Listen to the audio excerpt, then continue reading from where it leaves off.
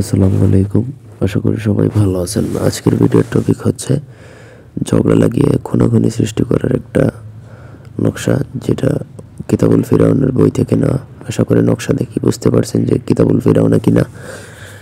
কিতাবুল ফিরাউনের নকশাগুলো চন্দন কাঠে লেখা থাকে, তারপরে হচ্ছে একটু চন্দন কাঠের পাতার মধ্যে লেখা থাকে, আর হচ্ছে একটু বোল্ড আকারে থাকে, মোটা মোটা লেখা থাকে। এটাতেই বোঝা যায় যে কিতাবুল ফিরাউনা কিনা, অরিজিনাল কিনা। তো প্রথম থেকে পুরো ভিডিওটা না টেনে শেষ পর্যন্ত দেখবেন। আমার চ্যানেলটা সাবস্ক্রাইব করবেন, লাইক কমেন্ট শেয়ার করবেন। ব্যক্তিগত যে কোনো প্রয়োজন বা যে কোনো কাজের জন্য স্ক্রিনে দেওয়া নাম্বার আছে, সরাসরি ফোনে বা হোয়াটসঅ্যাপে যোগাযোগ করে যে কোনো কাজ করাতে পারবেন, দেশে বা দেশের বাইরে থেকে। তো এটার জন্য প্রথমত আপনাকে নকশাটা বুঝতে হবে। এই নকশা দ্বারা যে কোনো ব্যক্তির মধ্যে আপনি ঝগড়া বিচ্ছেদ লাগাতে পারবেন। এক কথায় খুনাখুনি লেগে যাবে, দুই চোখের বিষ হয়ে যাবে একজন আরেকজনের। এটা স্বামী স্ত্রী হতে পারে, প্রেমিক প্রেমিকা হতে পারে, শত্রু হতে পারে, পুরুষে নারী হতে পারে, নারী পুরুষে হতে পারে, আবার দুই ভাইয়ে ভাইয়ে ঝগড়া লাগাতে পারেন। এক কথায় যার মধ্যে খুশি তার মধ্যে ঝগড়া লাগাতে পারবেন, খুনাখুনি বিচ্ছেদ হয়ে যাবে।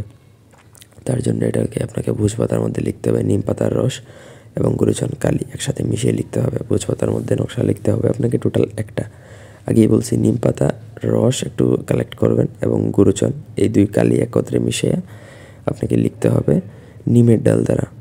নিমের ডাল পানিতে ডুবাবেন, ওই কালিতে ডুবাবেন, ডুবিয়ে ডুবিয়ে আপনাকে ভোজপাতার মধ্যে নকশাটা লিখতে হবে। নিচে দুইজনের মধ্যে ঝগড়া লাগাবেন, তাদের নাম লিখবেন, তাদের বাবা মায়ের নাম লিখবেন। তারপর আপনাকে সেই নকশাটা যে কোনো নিম গাছের গোড়ায় আপনাকে পুঁতে দিতে হবে। এখানে সব কিছুই নিম গাছ ব্যবহার করা হচ্ছে এই জন্য, কারণ নিম হচ্ছে তিতা, সম্পর্ক তিতা বা নষ্ট করার ক্ষেত্রে নিম গাছের প্রয়োজন বা নিম গাছের তন্ত্রক্রিয়া করা হয়।